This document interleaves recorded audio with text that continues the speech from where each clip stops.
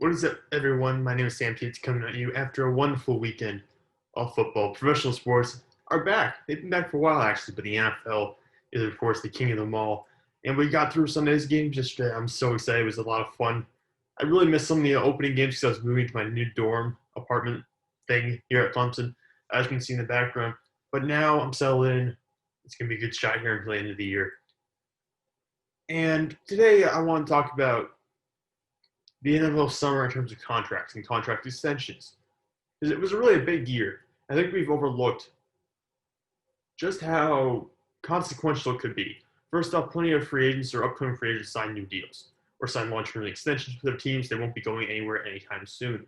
But also, the big conclusion I got out of this whole summer, all these extensions being signed, is that the NFL and the teams are very confident in the salary cap and also in the financial situation the NFL is in. Now, people were doubting because of COVID-19, and potentially because of TV ratings falling for various reasons, COVID being one of them, fans not being in the stands, those kind of things. They feared that the NFL revenue loss would impact teams' abilities to sign players and potentially impact the market for certain positions. That has not been the case, though. And of course, the salary cap could fall next year as well. That's still a possibility. But teams don't seem to be too concerned about that because they've been signing key players for record-setting contracts throughout the summer. And we've seen multiple players at different positions reset the market over a period of time. I have no idea where it was, but now I'm back. So, like I said, the NFL team signing these large contracts, they're very comfortable with the financial situations they're currently in. The league is not afraid of losing revenue on TV money or even from fans in the stands. Even if the cap shrinks next year, teams seem very confident. They're not really worried about people tuning out. So the NFL, confident moving forward. But anyways, now that we got through that perspective, let's look at the actual player contracts. So, of course, we're starting at the quarterback position. Two ones you have to highlight automatically are Patrick Mahomes and Sean Watson. And the Mahomes deal is the largest in North American history. 10 years, $450 million in base salary, but he can make more money potentially off of incentives they have there. So nearly $500 million over 10 years, $45 million annually. That is an NFL record, and it smashed Russell Wilson's previous record of $35 million annually. And then Deshaun Watson more recently, 4 years, $156 million, $39 million annually, so second most in league history for a quarterback. Took a very different approach to this deal. More short term, he's going to be, I think, 30 or 31 when this deal runs out. So he'll get another large contract. He'll still be in his prime by the time this one ends. So he's going to kind of double dip here. And honestly, it was a really good deal. I mean, it was what really might even be arguably better than the deal Patrick Mahomes signed, just based purely on his ability to get another contract. Now being in the market's even more inflated at that point. So I would assume that by the time his new contract comes up, he'll be making $45 million a year. But the big one, I think the big market we have to look at is the running back market. I mean, this is a position that has been undervalued or has been devalued in recent years in the NFL. And there's so much more of a significant focus on players like cornerbacks, wide receivers in recent years. But the running back market made an epic comeback this summer. I mean, Christian McCaffrey signs a 4-year deal worth roughly $64 million. That's $16 million a year. That's a record. And he's leading the NFL now in average salary for a running back. So he sets the market, and of course he obviously deserves it because he's only the third running back in NFL history with 1,000 rushing and receiving yards in a single season, joining Roger Craig and Marshall Faulk. So Christian McCaffrey sets the tone. I believe that was back in spring. So I think it was the first deal of the offseason wave of running back deals that got done. Next up, we have to about Derrick Henry, 4 years, $50 million. Now that's not breaking the bank considering he just led the league in rushing yards this past season. He probably could have gotten more for his contract. At the same point, he's more of a one-dimensional player, not much of a receiving back, but just kind of what teams are looking for nowadays. So 4 years, $50 million, not too bad. Another player cashed in, Joe Mixon, Cincinnati Bengals, 4 years, $48 million. So only a short cut off of what Derrick Henry got. And that's a significant deal for Joe Mixon because he's never been a Pro Bowl. He's been a very good running back. He was certainly significantly better than what people may have expected from him the past 8 weeks of last season when he averaged over 100 yards per game on the ground. But also, he's not a totally versatile back either. 4 years, $48 million. Pretty good contract for Mixon. Dalvin Cook then, another deal I got done more recently as well. 5 years, $62.5 million. And that was a significant contract. But I only got blown out of the water a couple of maybe hours later when I was announced that Alvin Kamara signed a 5-year, $75 million contract, which makes him the second highest paid running back in terms of annual salary, right behind Christian McCaffrey, makes $15 million a year. which ties him with Ezekiel Elliott for second place. So the running back market, which had been, again, stagnant for a while, people didn't think it was going to move this offseason because of the number of free agent running backs in the 2021 class, including Chris Carson, James Conner, Leonard Fournette, Marlon Mack, Philip Lindsay potentially. I mean, all the guys I just mentioned, Derrick Henry, Joe Mixon, Alvin Kamara, Dalvin Cook, all those guys would have been free agents. So certainly reset the running back market. I mean, how many of them? There's so many players. I think it was 7 of the top 10 running backs in terms of annual salary got their deals this offseason. That includes Kenyon Drake, who signed a tag. So, and add Melvin Gordon as well, who I didn't mention because his contract wasn't that large, but at the same point, still top 10 among active players. So the running back market completely reset. I mean, good for them. Props for running backs. Sticking offseason for them. Now let's talk about the tight ends. 2 deals that everyone's going to focus on: George Kittle and Travis Kelce. Kittle, 5 years, $75 million, $15 million annually. That's a record. That's the league right now. Travis Kelce came in too. 4 years, $57.25 million extension. That's about $14.3 million annually. Well short of Kittle in terms of actual financial numbers, but same point, roughly equivalent considering he's an older tight end. And he's going to be, when that's not a 4-year extension ends, he's going to be well possibly past his prime at that point.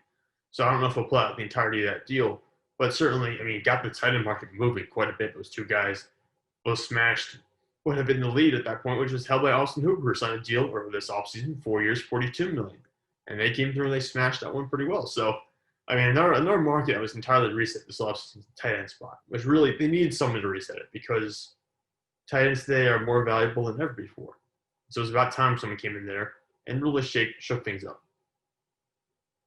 Another deal, let's just briefly touch on the offensive line. Larry Tunsil becomes the highest paid offensive lineman and left tackle in the NFL, 3 years, $66 million. So short-term deal for a guy who has not, well, he's made 1 Pro Bowl, but never been an All-Pro before. Texans signed a short-term deal. Overpaid, I would say. I think most people agree, too, that he was overpaid for. But they gave him a massive contract anyway. Stellar Decker, another player on the offensive line, got paid 4 years, $60 million for him.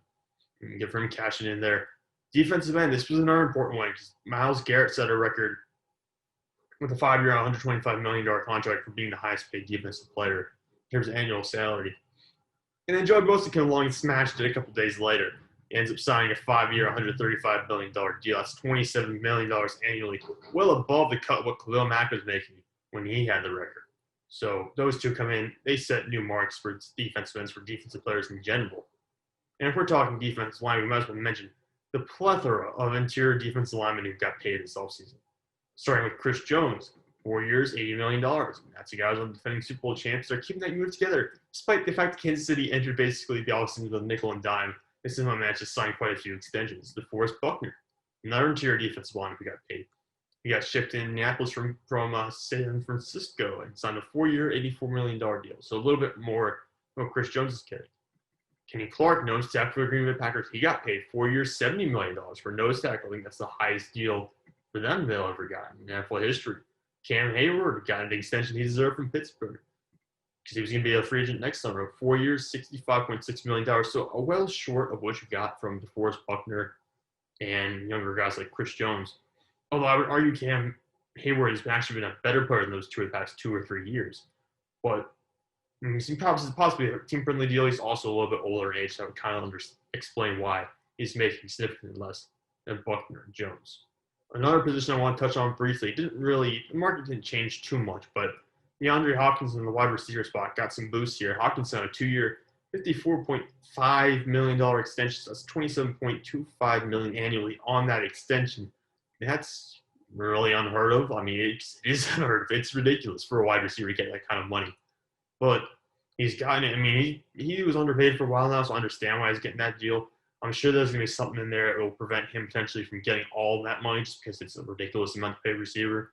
I'm not saying he doesn't deserve it. Believe me, he does. But it's quite astonishing the amount of money he's going to make under that deal. And the other receivers who got paid this offseason, Amari Cooper, 5 years, $100 million. He got paid. His quarterback didn't. That's a storyline to keep an eye on. And Keenan Allen for Chargers, 4 years, $80.1 million extension. He's a guy who's been somewhat underrated throughout this era because of other maybe more flashier players who have caught eyes a little bit more.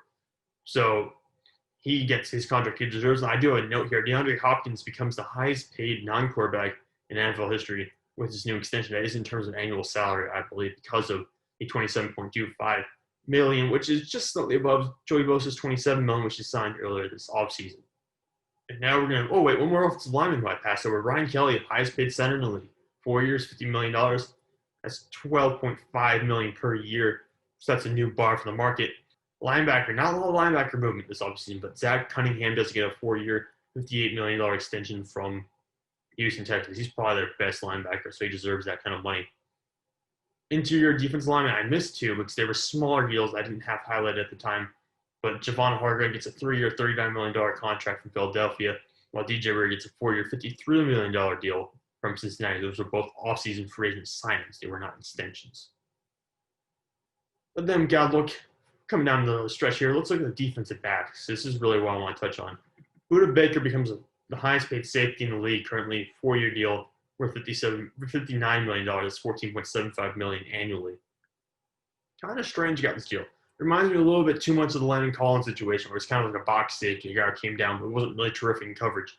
So I'm a little bit worried that that's a bit of an overpay for Budda Baker in terms of the other safeties who are available. You know, guys like Derwin James, Jamal Adams, even a third player like Harrison Smith, or a younger guy like Minka Fitzpatrick. Those are the league's top safeties. I would never have put Budda Baker in that discussion. So Baker having the highest paying contract for a safety is a little bit surprising. It's not surprising that Jalen Ramsey became the highest paid cornerback. That was to be expected. He's the first corner to sign a deal worth over $100 million. It's a 5-year contract with the Los Angeles Rams. He's going to make it roughly $20 million annually. So he's gonna cash in. He's got all the money he needs at the moment. And he's the highest paid cornerback in the league currently. That title has been held by several other players throughout the offseason. We got to look at first Byron Jones, who signed a 5-year, $82.5 million deal, which I think made him the highest paid cornerback in the league at the time. A little bit later, Darius Slay passed it with a 3-year, $50.05 million deal with the Philadelphia Eagles. And Tre'Davious White, of course, recently secured a bag with the Buffalo Bills, 4 years, $69 million. So quite a few contracts for the cornerback market. Even guys like Bradbury went out there, and Trey Williams went out there, and they got new deals. So James Bradbury, Trey Williams, they're among the top 10 highest paid corners in the league currently as well. So a lot of movement, really. Tight end, quarterback, cornerback, and running back are really the 4 spots where I think we saw the most movement. Defensive line had some as well, but probably not the extent, or not to the record-setting extent, of some of these other positions. So it's been quite the lucrative offseason for these players. I mean, it's been fun to watch, actually, as the news keeps rolling in. And probably was the best offseason for fans to have this kind of news, because it's been a slow and laborious offseason at this point in time because of everything that's been going on in the world. But we've gotten through it. Football is back. I can't wait for the games later tonight. It's Monday. Today's Monday, by the way. I don't know when this is going to be going up, but today's Monday. One thing here I did want to address at the end of the video on a more serious note, because I've seen it pop up once or twice already. And I just wanted to give my take on this. The players and coaches, players and coaches protesting. I know people try to avoid that. Don't really like that. A lot of people, when they watch sports, they want to escape reality. But I think if you really paid attention to sports going back for quite a while now, it's always been tied to social change. Like, it's just a little bit more, it's a little louder now because people are paying more attention to it. I think you can see it on the internet and those sorts of mediums. So I'll say this, I support Black Lives Matter. I know there's been some concern of the organization. I have never looked into the organization. I am speaking purely about the phrase, about my friends. I mean, really, I'm speaking about my friends. I support the Black Lives Matter movement because of my friends. Some people who I've known have gone through some things over the years, so I support it for them. I support them, obviously. And I have no problem with coaches or players protesting. I really don't. It doesn't bug me at all. And if it bugs you, you can not watch, obviously. That's always a medium. That's always not a medium, but a method. And you can also always tune in just 5 minutes later. You can skip the opening ceremonies of the games, and you could watch football again. I mean, really. So to me, it's never been a big deal, because I know where I stand. I kind of think everyone at this point has already made up their minds on where they are, because we've had 4 or 5 months of quarantine to do it. I think it's actually more 6 or 7 at this point. But I know where I am. I know where I stand. I'm perfectly fine with coaches and players protesting. It's not affecting me at all. So it's a little bit of a heavier note to end this video on, but it's like I said, it's fantastic to have football back. It's just great to have sports back. I'm here. I'm at Clemson. We have a home game this coming weekend, I believe. It's going to be a slaughter. I'm sure we probably play some really small school, but I'm just happy to be here. Just happy to have sports back. I think everyone can agree with me at this point. It's great to just have this part of our lives back, and football, of course, takes the cake. But anyways, thank you for tuning into this video. I appreciate any support you can give me in regards to subscribing, just liking the video, leaving a comment. I would appreciate anything at this point. So thank you for watching, and I'll see you in my next post.